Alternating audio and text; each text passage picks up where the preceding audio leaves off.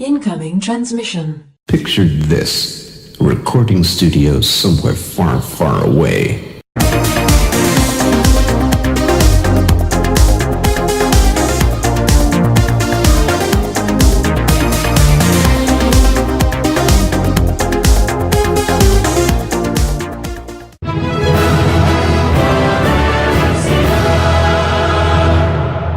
Welcome, Watchers of Illusions. My Castle of Confusion is the 13th of May. Unlucky for some, but not for you guys, because I'm looking at Apidya. I think I've pronounced that properly. On the good old Commodore Amiga and developed by Kaiko, and released in 1992. That seems so long ago. I love this game, by the way. It's great. Probably one of the best shoot-'em-ups the Amiga ever saw, to be quite honest with you.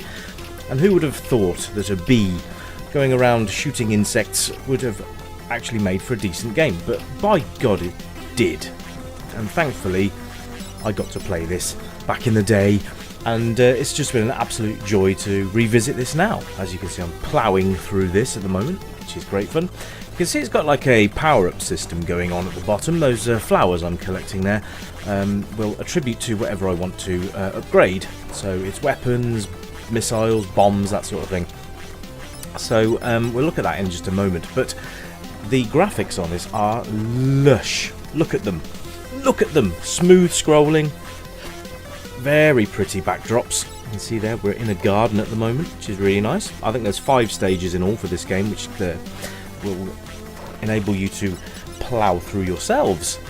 Plough, get it? Never mind. Okay, moving on.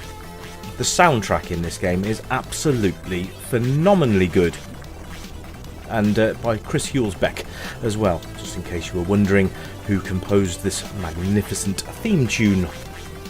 It's brilliant, and really goes with the game as well, where it gets you pumped up. And I'm shooting butterflies. I'm not sure that's good. Now you'll see there's a 2-player option up there. I do believe that player 2 will control a smaller drone bee, and you've got to protect the big bee, which we'll call Alpha, and basically, yeah, you've got a 2-player mode as well, so you can't really go wrong with this game. It's got everything you'd want, and it's great.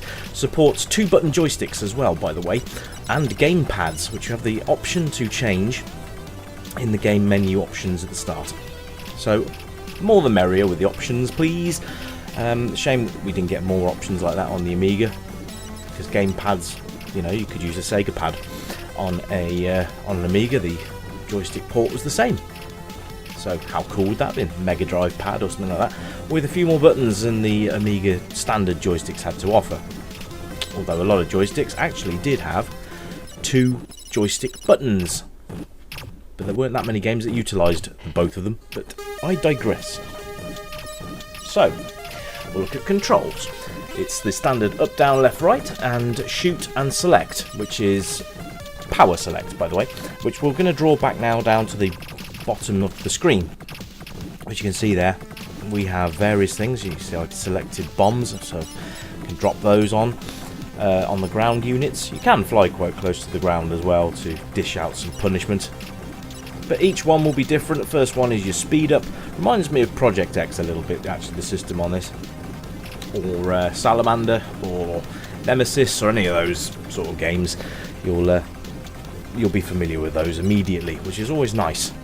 Bit of familiarity, that's what we like to see in games, so we automatically know what they do. Each one will power up your weapons and give you extras, and it's worth checking them out, because you can upgrade them more than once, which is even better. You can see the enemies come in thick and fast, which proves a challenge at times, but it'll put your flying skills to the test, and your reaction times will be tested, I can assure you of that. But there we are. Your replay factor on this is going to be absolutely golden. Oh, it's a mole. You'll come back to this game again and again and again. I mean, just the quality of it. I mean, you don't get games of this quality much these days, which is a bit of a shame. But you know, this is why I run the channel, because we like to go back in time and look back on the games that made us all so happy. And I've just blown that mole to smithereens. So yeah, you find yourself coming back to this game a fair bit, and like I said, with a 2-player option you can come back and play it with friends as well, so it's even better. Age range, I'd say any really. Anybody that enjoys picking up a joystick and giving a good shoot 'em up a go, then you know I don't think this is really that taxing for a majority of the age groups. Maybe not the little ones, but yeah, I think you'd be alright with. Oops. Be careful when you're doing things like that. As you can see, it's a side-scrolling shooter, and it's amazing. This should be on your bucket list of Amiga games, everybody, and if it's not, then add it to your bucket list of Amiga games, if indeed you actually have a bucket list of Amiga games. This is great, and it's a lot of fun as well. It reminds me a little bit of Agony as well, actually. There's lots of different games that you'll go, yeah, reminds me of that one. As you can see, I've already picked out 2 or 3 already. And like I've already covered, it is 2 players at the same time, so you've got a cooperative mode, which is great fun. But Sound and Music absolutely gives this game such an edge. It's absolutely fabulous.